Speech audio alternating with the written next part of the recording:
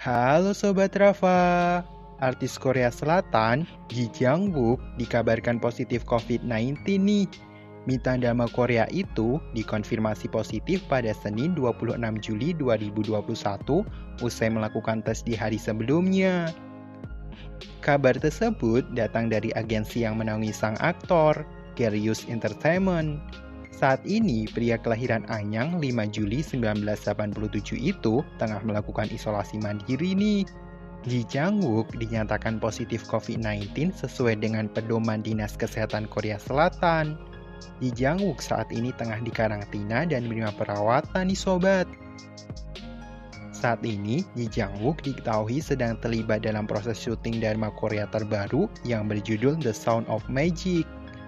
Tak hanya Ji Jang-wook, serial bergenre drama itu juga melibatkan deretan artis Korea Selatan ternama lainnya loh sobat, seperti Hao In-juk dan Chang So-eun. Berdasarkan keterangan JTBC News, seluruh staf produksi dan para pemain drama Korea tengah menjalankan tes COVID-19 dan akan menunda proses syuting untuk sementara waktu nih sobat.